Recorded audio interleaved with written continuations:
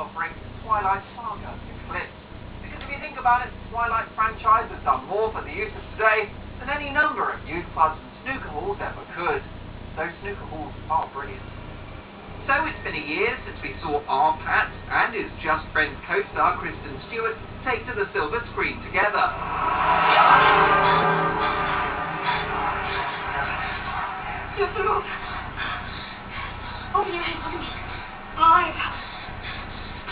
Twilight Saga Eclipse is the latest in the series and has been long awaited by teens everywhere. We've been tracking the situation in Seattle for a while. Unexplained disappearances, killings. Someone's creating an army. An army of vampires. They're coming here. I think Edward at the beginning of the film is probably at his most relaxed. I mean, throughout the entire series, I think his main little conundrum for the first two was whether or not he should be with Bella, and at the end of the movie he decides I have no choice but to be with her. So it's easy afterwards. I think for the first quarter of the movie he's just pretty much a normal guy, and then it all starts to fall apart again. If I asked you to stay in the car, would you?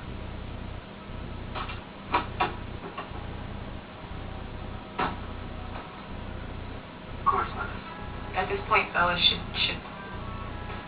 have a little bit more control than she's had in the series so far. I mean, a lot has happened, and she's definitely grown up a bit, and considering she's made all these hefty decisions, she should be able to be in a place where she can own them. But the other thing that happens in this one is that she actually opens her eyes and sees Jake for the first time in a realistic way. Hey. Charlie said you left town. Yeah. To visit my mom. Why? Just checking to see if you're still human.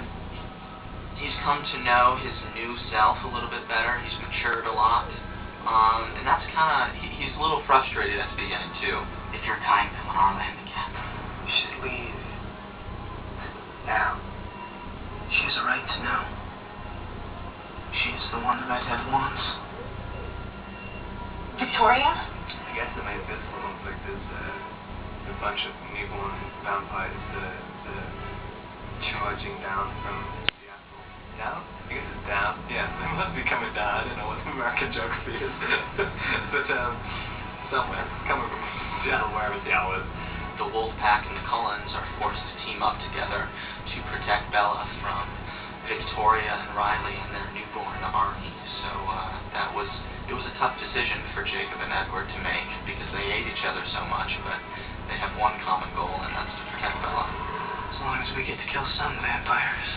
Vampires don't like wolves, and so it makes things. It's cool to see them work together against a more, a worse evil or whatever. What did you do to me? I'm so... Yeah, I know. The great thing about a newborn vampire is that when you get transformed into a vampire, you still have human blood coming through your veins, and you're extremely strong and extremely vicious and much more powerful than any other vampire, which makes them very, very useful if you have it through assembling an army. We'll find you someone to drink. Just try not to get killed. There are a lot of mounting threats in this movie for Bella. And so there's just quite a lot of storylines that all kind of tie together and weave together into this and present this kind of fantastic, epic ending. There weren't really any particularly big fight scenes in the other ones with more than one person, but this is a whole war going on pretty much. We're at war the entire time, so that makes for a lot of action. As a guy, this one would probably be my favorite film. It's very dangerous, it's suspenseful. David brought that feel to it, which was much needed. And I think this would be more of the guy's film.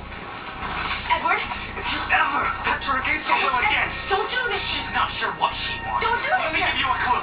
Wait for her to say the words. Fine. Bella has kind of commitment issues a little bit, because she's been so certain when the relationship seemed impossible that she wants to be with him for eternity, die with him, and when it gets to the point where Edward's pretty much saying like, yeah, it's going to be a couple of weeks, like, and she kind of freaks out a little bit. Why are you so against me becoming like you? I know the consequences of the choice you're making. After a few decades, everyone you know will be dead. Something I really love about the series, they're so different and they're from such completely different backgrounds, and they have like such different sensibilities in terms of what they think is right and wrong, and they need to meet in the middle, and it's a more realistic relationship than they've had in the series so far. Edward has to watch her go through these doubts and fears, having no idea, you know, whether she'll come back to him or whether it's even right that she does come back to him. So I guess it becomes quite a more complicated.